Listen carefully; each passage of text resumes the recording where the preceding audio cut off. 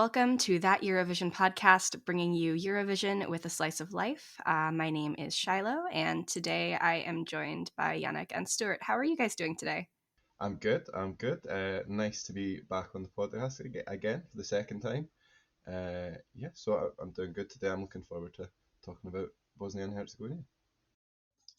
Hello everyone, I am very excited to talk about Bosnia as well and be back on the podcast again because it's been a few months since I recorded one. Yeah, so as they said, we are going to be talking about Bosnia and Herzegovina today.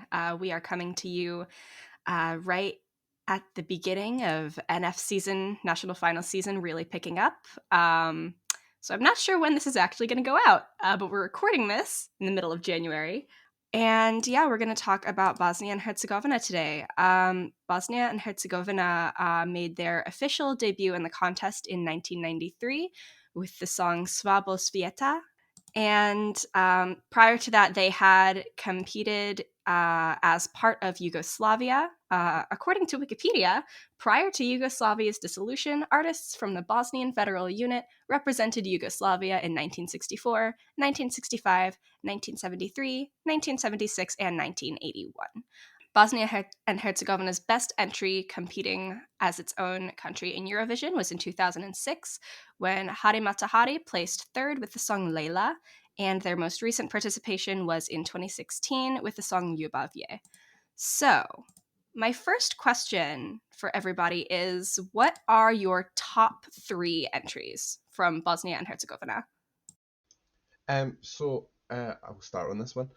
So my top three from Bosnia. I'm gonna say 2008 is my favorite Bosnian entry. That was Laka. I love that song, that stage performance with the washing line and the guy jumping out the washing basket is just perfect. 2008, kind of that era, is known for a lot of novelty songs, but I think this was a little bit different. It was actually a good song. I loved it. The backing singers in wedding dresses. It was a great show, but the song's actually really good. And taken away from the stage, just listen to the studio recording. It's a bop. It's a total bop. So 2008 is my favourite entry. Then the year after, 2009, Bresta Vodka. Again, a totally different sound and a different performance. But that's a song that at the time I didn't really appreciate, but as the years went on, whenever that comes up, it's a really good song that I enjoy. A strong anthemic song. And then my third favourite is the first entry that you mentioned from Fazla. Just a beautiful song. The whole world in pain tonight. The English version of that really hits home and what they did to be able to take to the stage for Bosnia's first entry. Fleeing the country.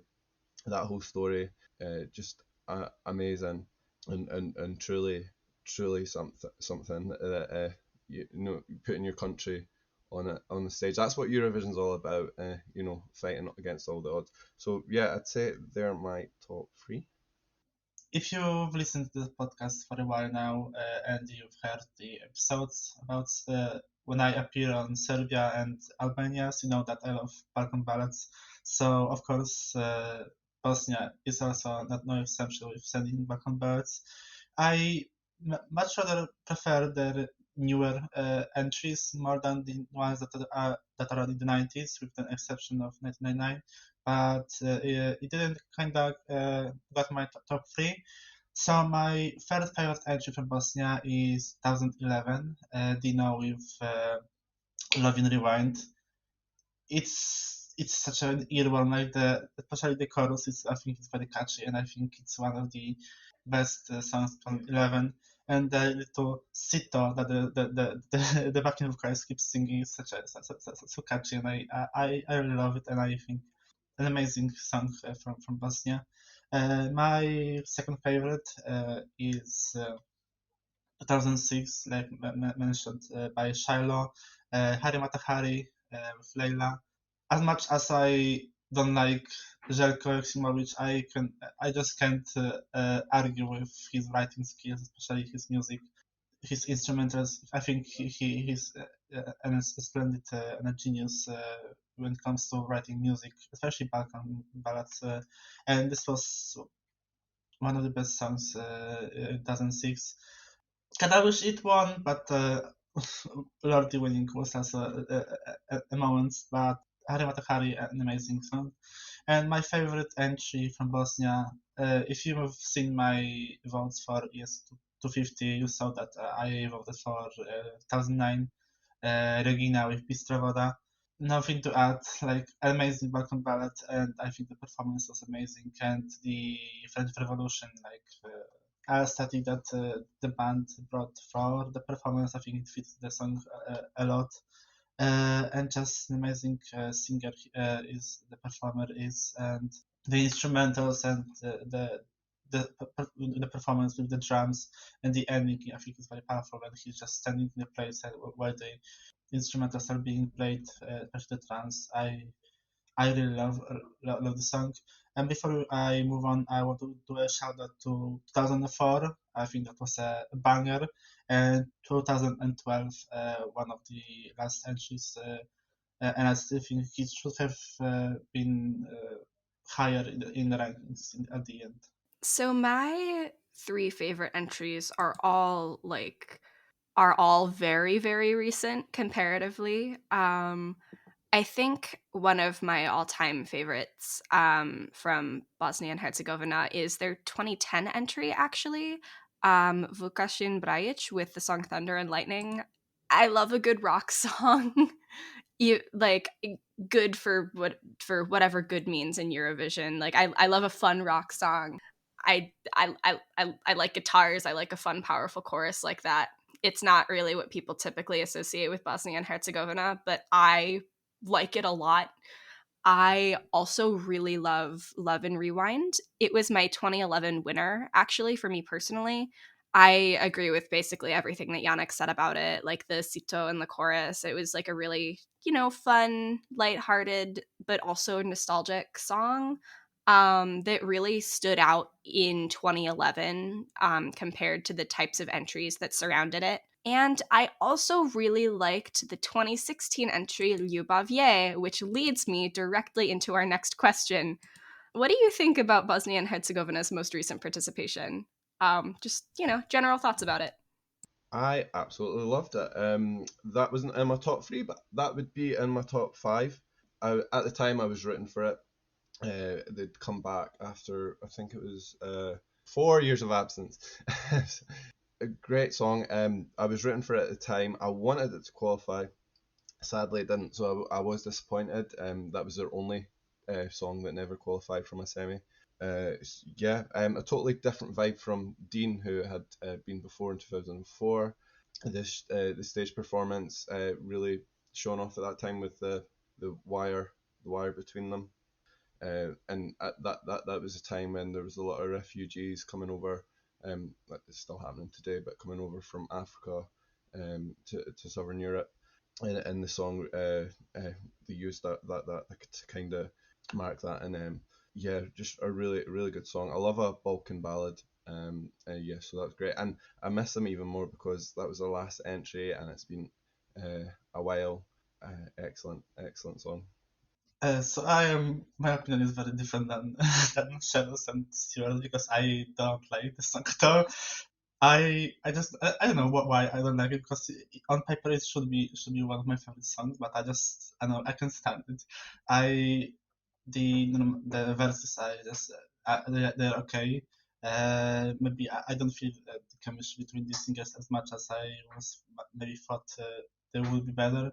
The stagings I also don't understand the staging as much because it was just a wire between them, and I think they could have done something better. And the rap part is the worst part of the song.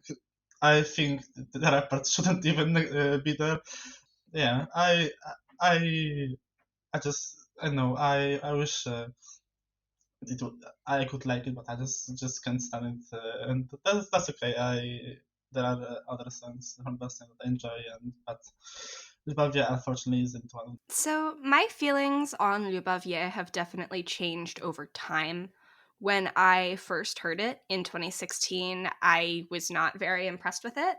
But the more that I listened to it after the contest, I found myself enjoying it more and more, enjoying like the harmonies between the singers and the cello part, which was really excellent, and just kind of the build of the song to the point that it is now one of my favorite entries from Bosnia and Herzegovina. I think it was really, I think it was some really solid composition, and I think that, you know, vocally everyone did a pretty good job on the night. And I don't even dislike the rap part that much. I have complicated feelings about rap in Eurovision.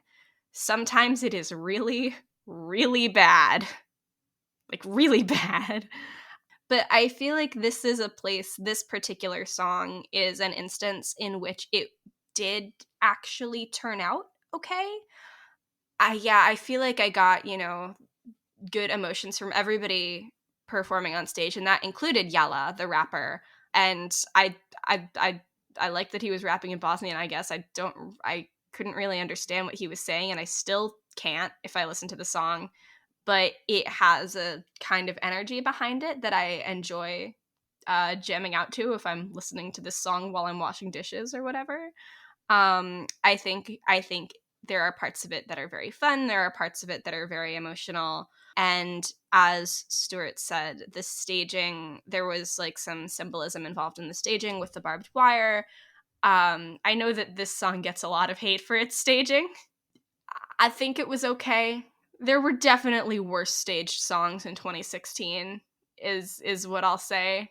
There were songs that were staged way worse than that, and it's, you know, it's kind of cutting in a way that the song came 11th in its semifinal and didn't make it through, and now that's the last we have seen of Bosnia and Herzegovina in Eurovision for a while. And it's been 7 years since then, or yeah, 7 years this May. And personally, I think the song still holds up. I have continued to like it since like 2017 ish. Yeah, I respect that other people don't like it. I respect that it's not for everyone. Like, this isn't a hill that I'm going to choose to die on by any means. I have other Eurovision opinions where I'm like, no, everyone else is wrong. This isn't one of them. I get that it's not for everyone, but I still do really like it. Yeah, so that was their last entry to date in the contest. And so the next question I want to ask is, do you think we will ever see Bosnia and Herzegovina back?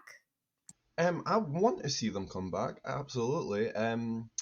They are one of my favourite countries. I think them and Luxembourg are like the two countries that I would most like to see back at the contest. They bring up, you know, that Balkan flavour that I just love. The Balkan ballads are my favourite. So, do I think it'll happen? I understand that there's a big campaign in Bosnia for that to happen.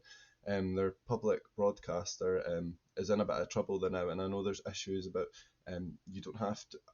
From what I understand, you're not required to pay the TV license, and the broadcaster does not have enough funding, and that's why they've not done Eurovision.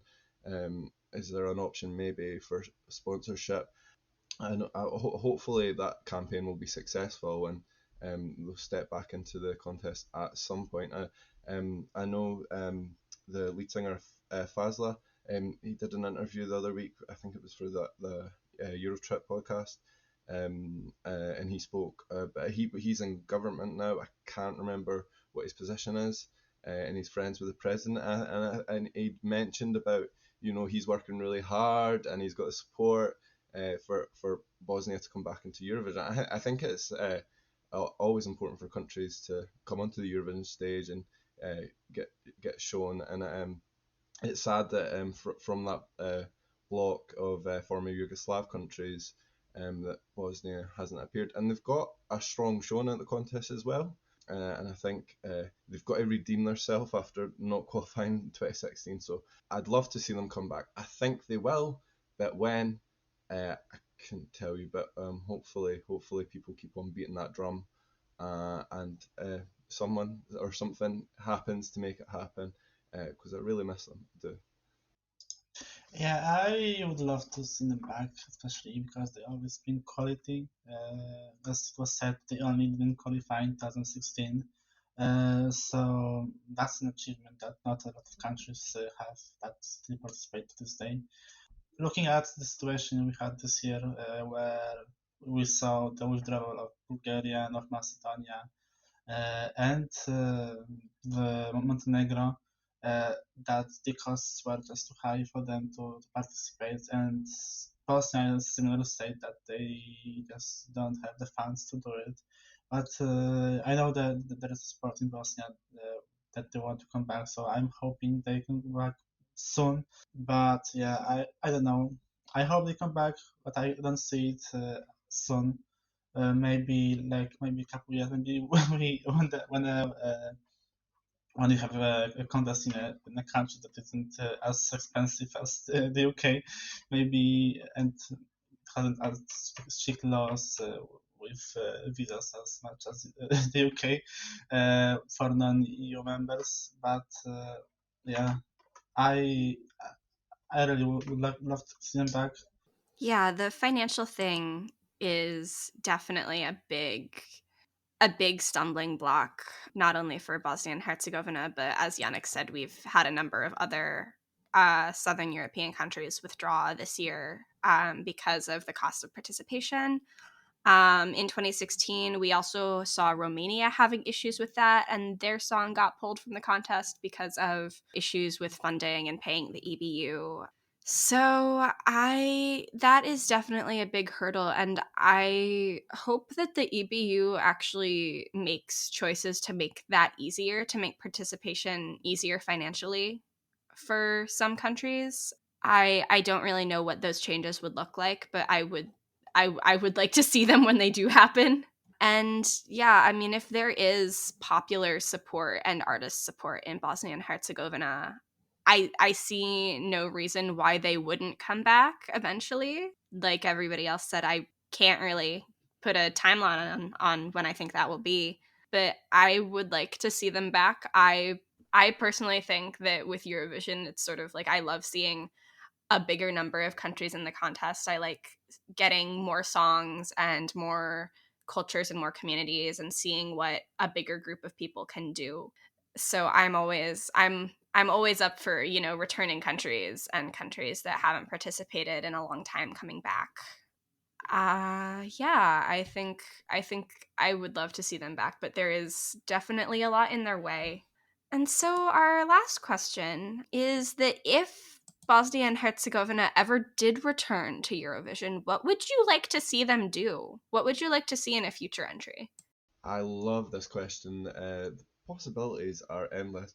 I favour the Balkan ballad. I keep on mentioning it, so I would love to see more of that Balkan flavour that they can bring back to the contest as well. The how that would look. It has been a long time, like you said. It's been 7 years. The music's changed. Eurovision's changed. So I'd be interested to see what they come up with. I think um, I think something anthemic would be good. And they've got a few Eurovision alumni that could return back for them. Harry Mahari. I think there's always rumours at some point during the year about them coming back, so maybe they could come back.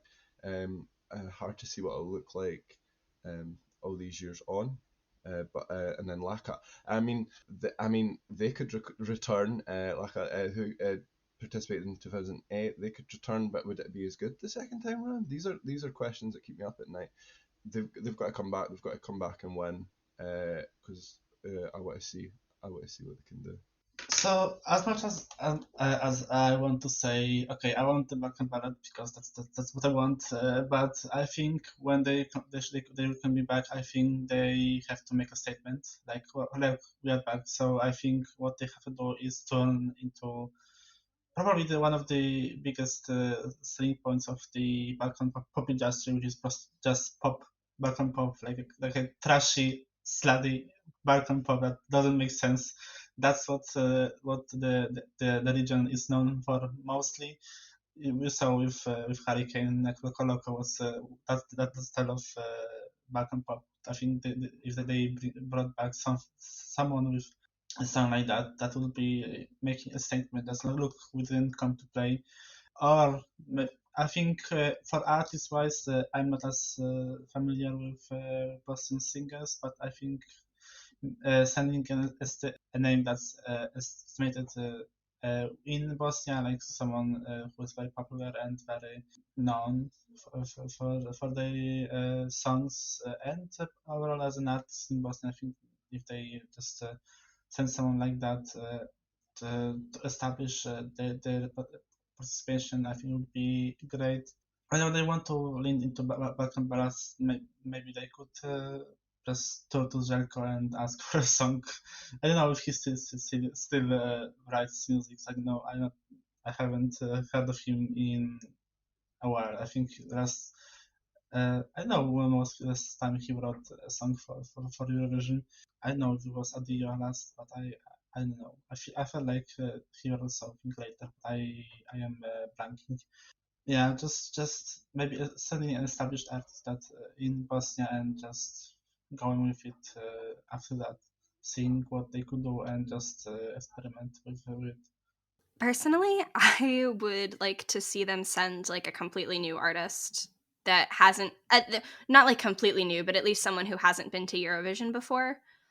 I think that with a lot of there are some countries that find themselves relying very heavily on like the nostalgia factor with certain returning artists, and I'm not sure that that would really succeed for Bosnia and Herzegovina. Like from a tactical standpoint, I'm not sure that having somebody come back, I'm not sure that they would be able to like really pull off the marketing of, hey, remember this song from 20 years ago, it was so great, you should vote for this person again.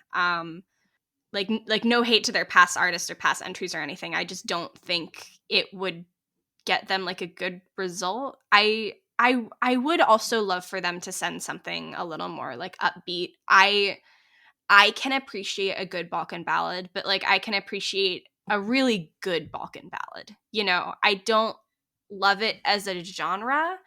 I appreciate them when they've been really well done. So, like Serbia's 2012 entry, for example, Nie Ljubav Stvar, pardon me, which was Željko Joksimovic's last entry as a performer at Eurovision, that was a really well done Balkan ballad that I felt was really polished and I really appreciated. But I think that if you can't really pull off a Balkan ballad in any given year, you should send something else because we have had too many mediocre or bad Balkan ballads. And I definitely agree with what was said before that like they should make a statement and be sort of like, we are here to sort of pick ourselves back up after having been gone for a long time, after having not qualified the last time we performed.